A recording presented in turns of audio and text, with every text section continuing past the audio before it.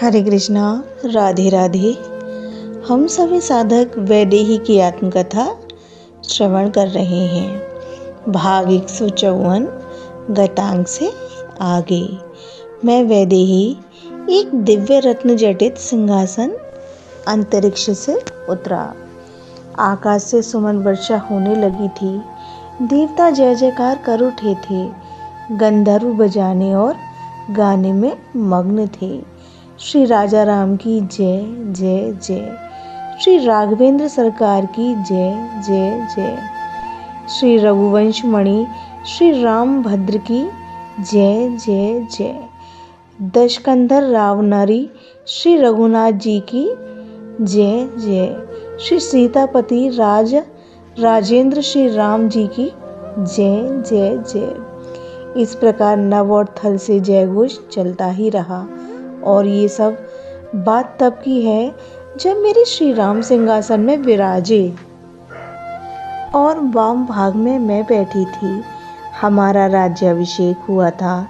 गुरुदेव, ये भरत आपके चरणों में आज उपस्थित हुआ है। मेरी एक प्रार्थना है, आप अवश्य स्वीकार करेंगे। भरत को प्रणिपात होते हुए जब गुरु वशिष्ठ जी ने देखा, तब भाव विभोर होते हुए उठाकर अपने हृदय से लगा लिया था। भरत, क्या कहने आए हो? गुरुदेव, मुहूर्त शीघ्र निकालिए ना। मेरे श्री राम इस अयोध्या के सिंहासन में विराजमान हो जाएं। वो मुहूर्त बहुत प्रसन्न हुए थे गुरु वशिष्ठ जी, और दूसरे ही दिन का मुहूर्त निकाल दिया। शुभ कार्य में विलंब क्यों? पर कुछ सोच में पड़ गए थे गुरुदेव। अब क्या सोच, अब कैसी सोच? भरत, सातों समुद्र का जल कल तक कैसे मिल पाएगा? और इतना ही नहीं, भारतवर्ष के समस्त पवित्र सरिताओं का जल। भरत, तुम्हारे अश्वारोही इतनी शीघ्रता से ये व्यवस्था नहीं कर सकते। तभी सुग्रीव और हनुमान उधर ही दिखाई दिए भरत को। गुरुदेव, ये हैं श्री हनुमान जी। प्रसन्नता से अपने पास बुलाया हनुमान को भरत भैया ने। हनुमान जी, एक काम करना है और ये काम सिर्फ तुम ही कर सकते हो, भरत भैया ने कहा था हनुमान से। आज्ञा करें भरत भैया आप। हनुमान ने आज्ञा सुननी चाहिए। सातों समुद्र का जल और समस्त पवित्र नदियों का जल, ये कल ही ब्रह्म मुहूर्त की बेला में हमें चाहिए। भरत भैया, क्या कल ही होंगे हमारी अयोध्या के राजा श्री राम? आप चिंता न करें भरत भैया, मैं अभी घड़ी भर ही सातों समुद्र का जल और सरिताओं का जल भी लेकर उपस्थित होता हूँ। आनंदित होते हुए हनुमान उड़ चले थे पवित्र जल लाने के लिए। कौन नहीं आया था मेरे श्री राम के राज्याभिषेक में? समस्त पृथ्वी के शासक उपहार लेकर उपस्थित थे। देवराज इंद्र स्वयं अपनी महारानी शची के साथ सफेद एहरावत हाथी में बैठकर पधारे थे। सरजू के किनारे आगत नरेशों के लिए नई अयोध्या पुरी ही बसा दी गई थी। दूर दूर से कलाकार आए थे। उन्होंने आकर संपूर्ण अयोध्या को ऐसे सजाया था कि देवराज भी चकित थे। ऋषि मुनि जो किसी सांसारिक व्यवहार में उपस्थित न होने वाले थे, इस श्री राम राज्याभिषेक में उपस्थित थे अपने शिष्यों के साथ। और हाँ, ये ऋषि मुनि भी उपहार लाए थे। मोर के पंख, गजमुक्ता, कस्तूरी, सुकोमल मृग चर्म, व्याघ्र शुभ मधु, ये उपहार थे ऋषि मुनियों के। मेरे पिता श्री जनक जी एक अद्भुत मणि लाए थे और उन्हें महादेव भगवान शंकर ने प्रदान किया था। उसे एक अत्यंत सुंदर स्फटिक की माला जो माता सरस्वती ने उन्हें दिया था, उसने उस अद्भुत मणि को लगाकर तैयार करके लाए थे। लाने के लिए तो वो हजारों बैलगाड़ियों में स्वर्ण मणि माणिक्य क्या क्या नहीं लाए थे। अयोध्या को भर दिया था मणि माणिक्य से मेरे पिताजी ने। भारतवर्ष के व्यापारी भी आए थे। अन्य द्वीपों से व्यापारियों को बुलाया गया था। वो सब काले कान वाले घोड़े और सफ़ेद कान वाले हाथी और दुर्लभ दुर्लभ पक्षी जो मनुष्यों की भाषा बोलते थे, ऐसे हजारों की संख्या में उपहार स्वरूप लेकर आए थे। शत्रुघ्न कुमार सबकी व्यवस्था में लगे थे, सबको आवाज देना और भोजन की समुचित व्यवस्था करना। शत्रुघ्न कुमार ने अच्छे से निभाया था ये सब। दिव्य स्वर्ण के आसन में बिठाकर हम दोनों का ब्रह्मा मुहूर्त में स्नान कराया गया। औषधि युक्त जल से, सप्त सागर के जल से, पवित्र नदियों गंगा, यमुना, गोमती, गोदावरी, गंडकी इत्यादि के जल से हमारा स्नान हुआ। उस समय जय जयकार हो रहा था। शंख ध्वनि कर रहे थे देववृंद, अप्सराएं नृत्य कर रही थीं, पृथ्वी के कलाकार आलाप ले रहे थे।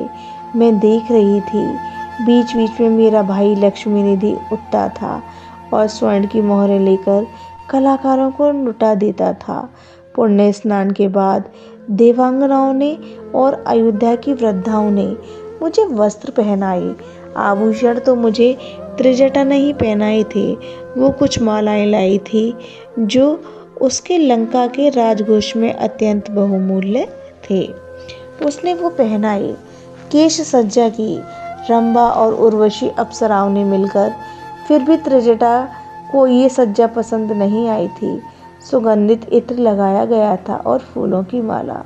मेरे श्री राम को सुंदर वस्त्र पहनाए थे विभीषण ने। अंगराग लगाया था वानरराज सुग्रीव ने। हनुमान तो आनंदित होकर देहभान भूल बैठे थे।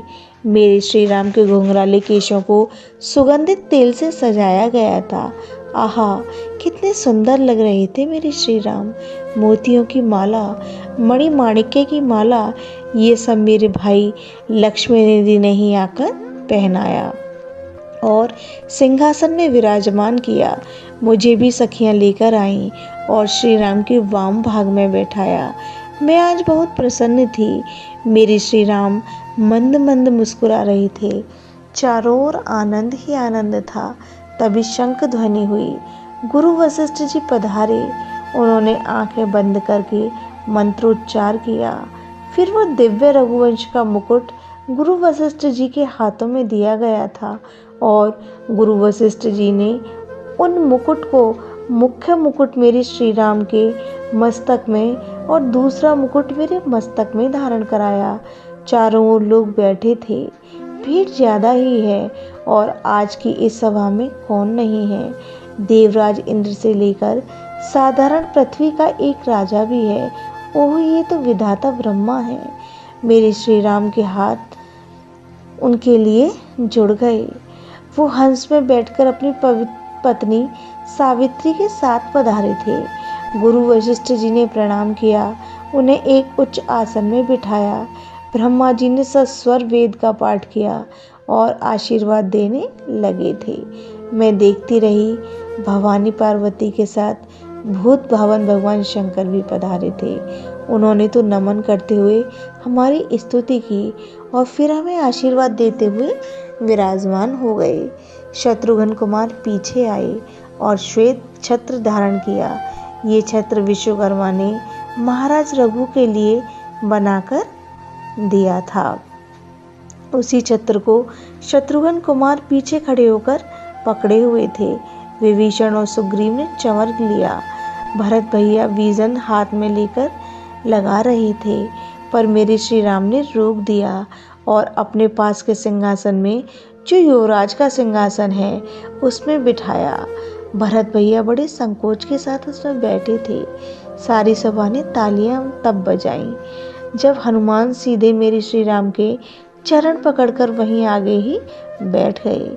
लक्ष्मण पीछे पंखा लेकर खड़े हैं और बड़े आनंदित हैं। तभी गुरु वशिष्ठ जी फिर आगे आए। उनके साथ 108 ब्राह्मण थे जो सस्वर वेद पाठ कर रहे थे। गुरु वशिष्ठ जी ने मणिमाणिक्य से सजी थाल मंगवाई। वो थाल भी बड़ी कलात्मक ढंग से सजी हुई थी। उसमें रोली, कुमकुम, अबीर, केसर और अक्षत, वैदिक मंत्रोच्चार हो ही रहा था। तभी मेरे श्री राम के मस्तक में तिलक किया गुरु वशिष्ठ जी ने। सबने जय जयकार किया।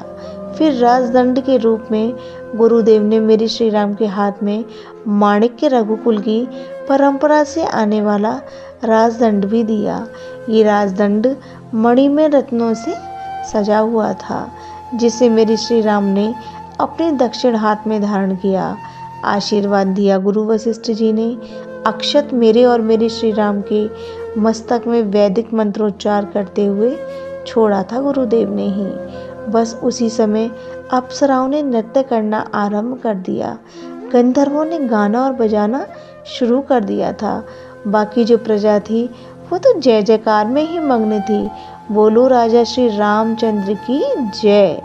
अयोध्यानाथ श्री राघवेंद्र सरकार की जय जय जय।